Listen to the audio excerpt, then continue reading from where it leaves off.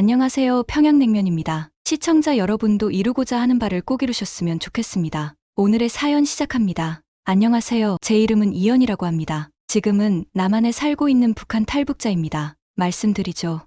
특히 제가 그랬던 것처럼 군인으로서 북한에서의 삶은 결코 쉽지 않았습니다. 저는 10년 동안이나 복무했고 상황이 얼마나 힘들 수 있는지 직접 목격했습니다. 자, 그럼 평범한 하루의 시작부터 얘기해 보겠습니다. 정말 이른 아침 오전 5시 40분쯤 일어나야 했습니다. 그때부터 바로 가족 루틴을 시작해야 했거든요. 기본적으로 엄청 빡빡한 일정이라 쉴 틈이 거의 없었습니다. 해 뜰 때부터 해질 때까지 온통 고된 일과 훈련뿐이었죠. 아침에는 일어나서 추리닝을 입고 미리 챙겨둔 빈약한 식량을 들고 들판으로 행군해야 했습니다. 네, 들판이라고 하셨습니다. 왜냐하면 북한에서 군인이 된다는 건 농부가 되는 것도 의미했거든요. 우리는 거기서 쌀을 심고 수확하고 기매기라고 불리는 갖은 고된 일을 하느라 몇 시간을 보냈습니다. 그런데 기매기가 최악이었어요. 떼약볕 아래에서 몇 시간 동안 계속 허리를 구부리고 있으려니 몸도 마음도 녹초가 되더라고요. 하지만 고생은 거기서 그치지 않았습니다. 들판에서 고생한 후에는 그들이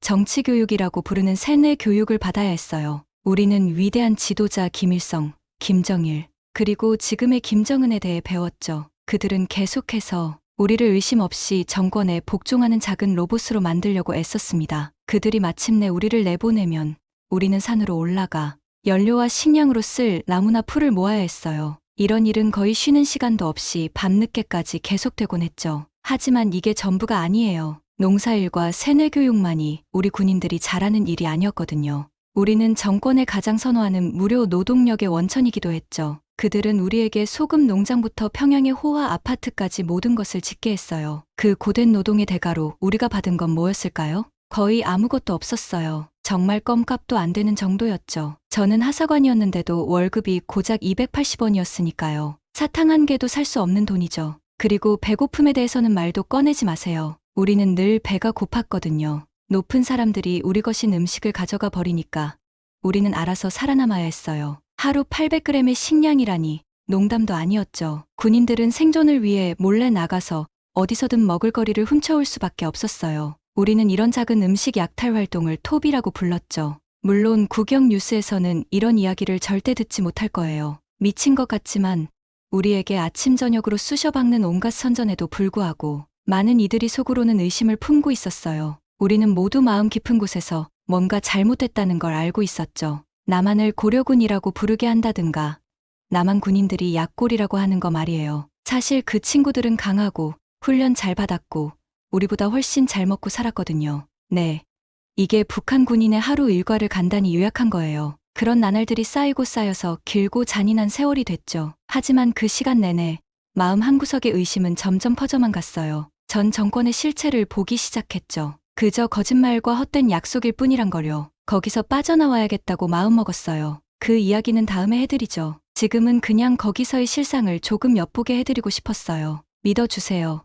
그들이 선전 방송에서 보여주는 거랑은 전혀 다르답니다. 사람을 속속들이 갉아먹는 가혹한 현실이에요. 그래도 가장 어두운 시기에도 많은 이들이 국경 너머에는 더 나은 무언가가 있으리란 희망의 불씨를 간직하고 있었죠. 그런데 사실 우리 생각이 맞았어요. 북한 같은 곳에서 자라면 태어나는 순간부터 온갖 거짓말을 주입받게 됩니다. 정권은 항상 모든 게 얼마나 훌륭한지 우리 지도자들이 기본적으로 신과 같은 존재라는 걸 늘 말하고 우리 모두가 머지않아 공산주의 낙원에서 잘 살게 될 거라고 했어요. 하지만 현실에서 일상을 살다 보면 금방 그 거짓말들을 꿰뚫어 보게 되죠. 저에게 있어서는 김정일이 세상을 떠나고 아들 김정은이 권력을 잡으면서 그 거짓말의 균열이 드러나기 시작했어요. 그들은 계속해서 우리에게 상황이 나아질 거라고 2012년이 되면 우리 모두가 잔치 음식을 먹으며 호화로운 삶을 살게 될 거라고 약속했죠. 하지만 어떻게 됐을까요? 2012년이 왔다 갔는데도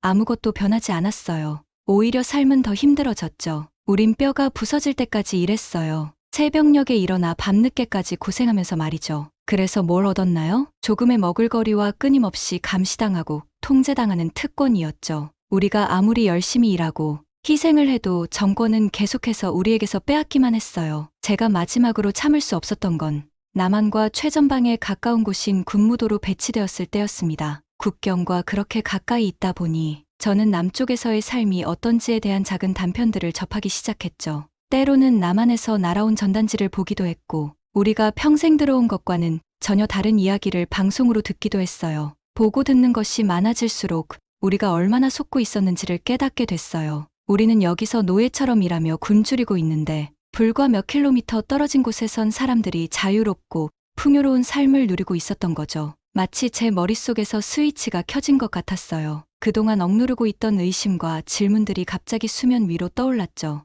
이렇게는 더 이상 살 수 없다는 걸 알았어요. 탈출해야만 한다는 걸 깨달았죠. 하지만 탈북이라는 생각 자체가 무서웠어요. 지뢰밭을 뚫고 국경 순찰대를 피해서 세계에서 가장 강력하게 요새화된 국경 중 하나를 질주하는 거잖아요. 그건 기본적으로 자살행위였죠. 그래도 동시에 선택의 여지가 없다고 느꼈어요. 자유를 위해 모든 걸 걸어보든지 아니면 비참함과 억압의 삶에 굴복하든지, 그런 선택의 기로에 서게 되면 모든 게 빠르게 명확해지더라고요. 그래서 저는 계획을 세우기 시작했어요. 때를 기다리며 적절한 순간을 노렸죠. 단 한 번의 기회밖에 없다는 걸 알았어요. 만약 실수라도 하면, 글쎄요. 실패는 선택지가 아니었다고 할까요? 저는 지형을 살피고 경비 일정을 암기하고 가진 용기를 모두 끌어모았죠. 그리고 어느 날 밤, 마침내 그 순간이 왔어요. 거대한 태풍이 몰아쳐서 시야가 좋지 않았고 국경 순찰대도 웅크리고 있었죠. 지금이 아니면 안 된다는 걸 알았어요. 그래서 저는 돌진했죠. 어둠과 세차게 내리는 비를 뚫고 심장이 터질 것처럼 뛰면서 말이에요. 경비병들이 제 탈출을 발견하고 뒤에서 고함과 총성이 들렸어요. 총알이 제 머리를 스쳐 지나갔고 아드레날린이 온몸에 퍼지는 게 느껴졌죠. 하지만 저는 그저 달렸어요. 절박함과 저 너머에서의 더 나은 삶에 대한 희망에 이끌려서요. 국경까지의 그 마지막 질주에 대해서는 잘 기억나지 않아요. 진을, 땀, 그리고 공포가 뒤섞인 어른거림 같아요. 하지만 제가 기억하는 건 제가 해냈다는 걸 깨달은 순간이에요. 저는 남한 땅에 서 있었죠. 흠뻑 젖고 헐떡이고 있었지만 살아 있었어요. 그리고 자유로웠죠. 그 순간 저에게 모든 게 바뀌었어요. 과거의 삶을 뒤로하고 새로운 여정을 시작하는 순간이었죠. 하지만 물론 탈출은 시작에 불과했어요. 남한 생활에 적응하고 새로운 삶을 일궈내는 건 또 다른 도전이었죠. 하지만 그건 다음에 얘기하도록 할게요. 지금은 그저 이것만 말씀드리고 싶어요. 제 탈출에서 배운 게 있다면 자유란 싸워서 쟁취할 가치가 있다는 거예요. 아무리 힘들고 불가능해 보여도 결코 터널 저 끝의 빛을 향해 나아가는 걸 멈추지 마세요. 저를 믿으세요. 그 빛은 분명 있어요. 그리고 마침내 그 빛 속으로 돌파했을 때 그건 세상에서 가장 놀라운 느낌이에요. 남한 땅을 밟는 순간부터 모든 게 순탄대로라고 생각하시겠지만 그렇지 않았습니다. 그 여정은 결코 끝난 게 아니었거든요. 이렇게 상상해보세요. 저는 남북한을 가르는 비무장지대 한가운데에 서 있었습니다. 온몸이 흠뻑 젖었고 국경을 넘으려고 미친 듯이 달려온 탓에 심장은 여전히 쿵쾅거렸죠. 그 어둠 속에서 저는 완전히 혼자였습니다. 잠시 정말 해냈다는 걸 믿기 어려웠어요. 하지만 현실이 밀려들기 시작했고 아직 위험천만한 상황이라는 걸 깨달았습니다. 다행히도 얼마 지나지 않아 남한 군인들이 저를 발견했습니다. 말씀드리건대 그들과 북한 군대는 하늘과 땅 차이였어요. 이 사람들은 진짜였습니다. 전문적이고 규율이 잡혀 있었으며 그런 변화를 겪으면서도 제대로 먹고 있더군요. 그들은 저를 데리고 가서 마른 옷과 따뜻한 식사를 제공하고 질문을 하기 시작했습니다. 처음에는 상당히 경계했죠. 수십 년간의 선전과 불신을 하룻밤 사이에 떨쳐버릴 수는 없으니까요. 하지만 이 군인들과 이야기를 나누면서 남한에 대해 들었던 모든 것이 거짓말이었다는 걸 깨닫기 시작했어요. 그들은 평생 조심하라고 경고받았던 그런 악랄하고 피에 굶주린 전쟁광들이 아니었습니다. 그냥 자기 일을 하고 도움을 주려는 사람들일 뿐이었죠. 그 후 며칠 동안 저는 일련의 검사와 인터뷰를 받았습니다. 그들은 제가 스파이나 위협적인 존재가 아닌지 확인하고 싶어 했는데 그럴 만도 하죠. 하지만 또한 새로운 삶에 적응할 수 있게 도와주려고도 했습니다. 머물 곳을 마련해주고 남한 문화와 사회에 대해 가르쳐 주기 시작했으며 심지어 제가 겪은 일을 이해할 수 있는 다른 탈북자들과 연락할 수 있게 도와주기도 했어요. 남한에서의 첫 몇 주, 몇 달은 정말 믿기지가 않았습니다. 완전히 다른 행성에 도착한 것 같았거든요. 음식, 기술, 사람들이 상호작용하는 방식까지 제가 알던 모든 것과 너무나 달랐죠. 남한 슈퍼마켓에 처음 들어갔을 때가 기억나는데 거의 공황 발작이 일어날 뻔했어요. 그냥 너무 많은 것들, 너무 많은 선택지가 있어서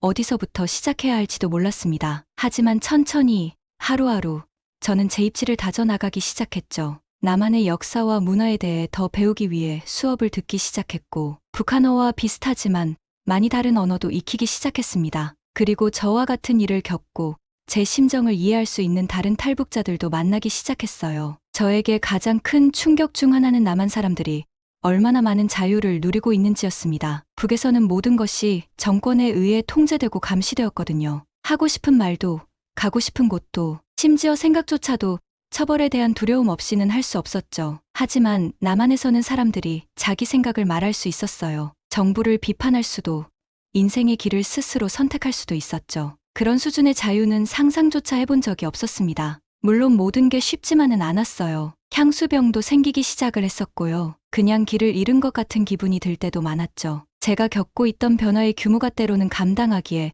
너무 벅찬 것처럼 느껴졌습니다. 하지만 제 자신을 의심하기 시작할 때마다 저는 남한 땅에 처음 발을 디뎠던 그 순간을 떠올렸어요. 그때 느꼈던 희망과 가능성의 전율을 기억하면 계속 앞으로 나아갈 힘을 얻을 수 있었습니다. 시간이 흐르면서 저는 남한에서 새로운 삶을 만들어 나가기 시작했어요. 일자리를 구하고 새 친구들도 사귀고 심지어는 제가 여기 속한다는 느낌까지 들기 시작했죠. 그리고 남한에 대해 더 많이 배울수록 그동안 북에서 얼마나 많은 것을 놓치고 살았는지 깨닫게 되었습니다. 하지만 또 다른 것도 깨달았어요. 제 이야기, 제 경험이 중요하다는 거죠. 그게 변화를 만들어 낼 수 있다는 것을요. 저는 제가 겪었던 일에 대해 더 많이 이야기하기 시작했고, 귀 기울여 줄 사람이라면 누구에게든 제 이야기를 나누었습니다. 세상이 제가 탈취했던 그 정권에 대한 진실, 그리고 수많은 북한 주민들이 여전히 매일 직면하고 있는 고난과 억압에 대해 알길 바랐거든요. 사람들이 귀 기울였다는 겁니다. 제 이야기가 퍼지기 시작했어요. 처음에는 탈북자 커뮤니티 내에서,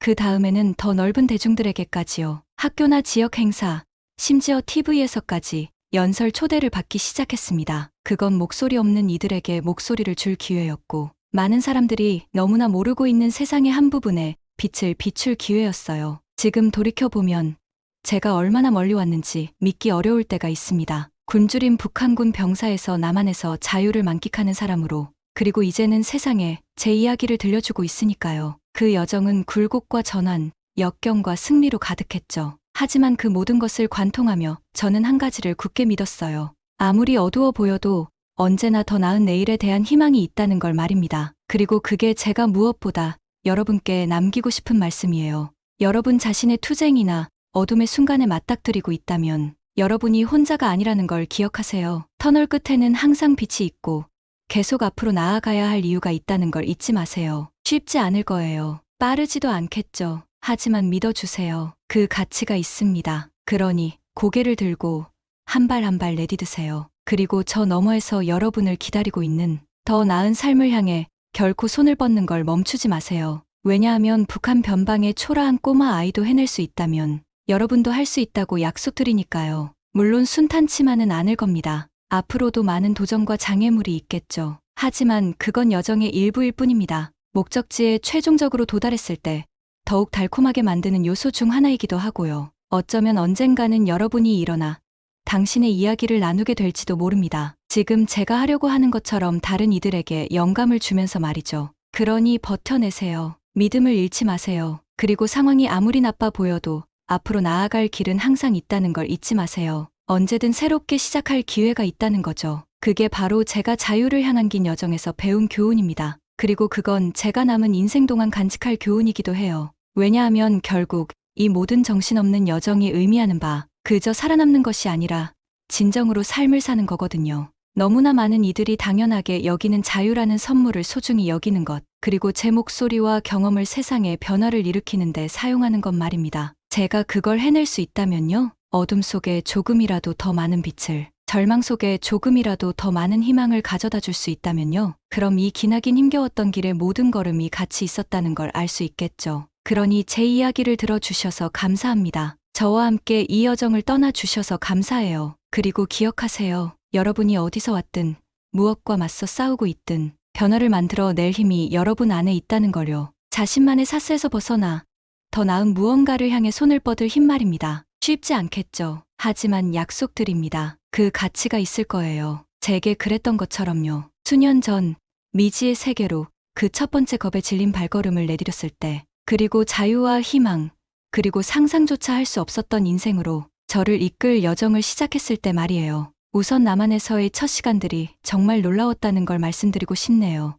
문화 충격이 이루 말할 수 없을 정도였거든요. 언어, 음식, 사람들의 행동까지 너무나 달랐습니다. 거리를 걷다 보면 마치 최첨단 기술의 놀이터에 떨어진 것 같았어요. 사방의 스크린과 전자기기들, 우주선 같은 자동차들, 하늘을 찌를 듯한 건물들까지 북한에서 자란 저에게는 너무나 새롭고 놀라운 광경이었죠. 그런데 이 모든 것이 놀라웠지만 한편으로는 버거울 때도 있었어요. 상상해 보세요. 완전히 다른 세상에 떨어졌는데 그냥 여기서 한번 살아봐 라고 하는 거예요. 결코 쉬운 일이 아니잖아요. 배워야 할 것도 살아가기 위해 익혀야 할 기술도 너무 많았습니다. 일단 남한 문화에 대해 속성 과정을 듣는 것부터 시작했어요. 남한 문화는 북한에서 제가 경험했던 것과는 완전 딴판이었거든요. 북한에서는 모든 것이 집단을 위한 것이고 국가와 수령님을 위해 헌신하는 거였어요. 개인의 소망이나 욕구는 중요하지 않았죠. 반면 남한에서는 개인의 자유와 꿈을 좇는 게 전부예요. 사람들은 스스로 생각하고 권위의 의문을 제기하며 삶에서 원하는 바를 추구하도록 격려받아요. 제가 이전에 알던 것과는 완전히 정반대였죠. 그리고 또 언어 장벽도 있었어요. 물론 한국어는 한국어지만 남한에서 쓰는 건 외래어 같은 것들이 가득해서 처음 듣는 말들 투성이었어요. 절반은 사람들이 아예 다른 언어를 쓰는 것 같았죠. 초기에 커피숍에서 커피 한 잔 주문하려 했던 때가 기억나네요. 근데 점원이 어떤 사이즈를 드릴까요? 아이스와 뜨거운 커피 중에 어떤 걸로 드릴까요?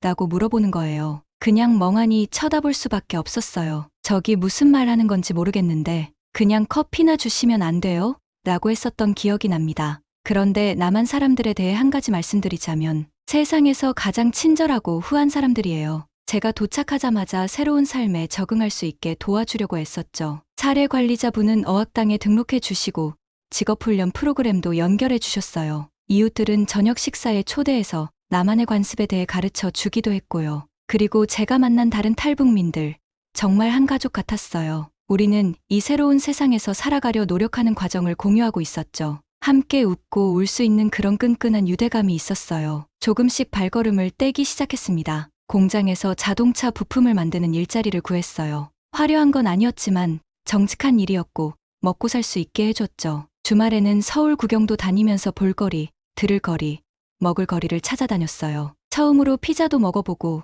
영화관도 가보고 지하철도 헤매지 않고 탈 수 있게 됐죠. 새로운 삶을 즐기게 됐지만 한편으로는 뭔가 더 해야 할 것 같은 생각이 들더군요. 북한에 두고 온 사람들, 친구들, 가족들, 심지어 군대에서 함께 복무했던 동지들까지 자꾸 떠올랐어요. 그들은 아직도 어둠 속에 갇혀 정권의 압제 아래 살고 있었죠. 그런데 저는 남한에서 자유로운 새가 된 거예요. 그게 어딘가 옳지 않다는 생각이 들었어요. 그래서 목소리를 내기 시작했습니다. 주민센터, 학교, 심지어 TV 토크쇼에서도 제 이야기를 나누기 시작했어요. 사람들이 북한에서 벌어지고 있는 일의 진실을 알았으면 했거든요. 고통과 억압의 사람의 얼굴을 부여하고 싶었어요. 무엇보다 아직 북한에 갇혀 있는 사람들에게 희망을 주고 싶었어요. 탈출할 길이 있고 더 나은 삶이 가능하다는 걸 알려주고 싶었죠. 그렇게 제 마음을 터놓는 게 항상 쉽지만은 않았어요. 아픈 기억도 많이 떠올려야 했고 오랫동안 안고 있던 트라우마와도 마주해야 했으니까요. 하지만 제가 이야기할 때마다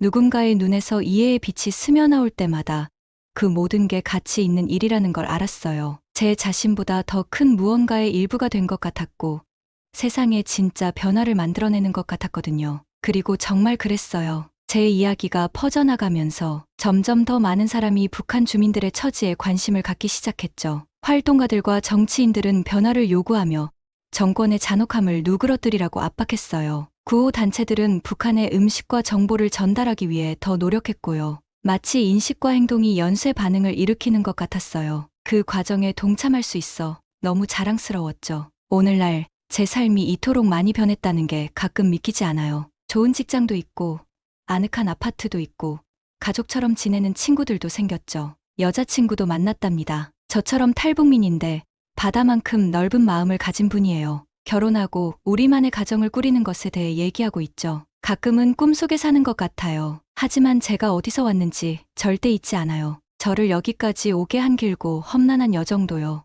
그리고 두고 온 사람들을 위해 싸우는 걸 멈추지 않을 거예요. 이 모든 걸 겪으며 깨달은 게 있다면 자유란 한번 쟁취하고 나서 그냥 편히 누리는 게 아니라는 거예요. 매일같이 계속 노력하고 지켜나가야 하는 거죠. 여러분, 여기까지가 제 이야기입니다. 좋았던 일, 나빴던 일, 그 사이 모든 일까지 정말 놀라운 여정이었지만 세상 그 어떤 것과도 바꾸지 않을 거예요. 진정한 자유가 무엇인지 알게 됐으니까요. 목소리를 낼 수 있고 삶의 목적을 가지고 매일 아침 내 인생을 스스로의 방식대로 살아갈 수 있다는 게 어떤 건지 알게 됐으니까요. 여러분이 여기서 좋은 교훈 한 가지만 가져갔으면 해요. 인생의 어떤 위치에서 시작하든 어떤 어둠과 맞서 싸우고 있든 언제나 앞으로 나아갈 길이 있다는 거예요. 더 나은 무언가에 대한 희망은 항상 있다는 거죠. 다만 그걸 위해 기꺼이 싸워야 하고 그 모험을 감행해 건너편에 단단한 땅이 있을 거라 믿고 있어요. 지금까지 평양냉면이었습니다. 시청해주셔서 감사합니다.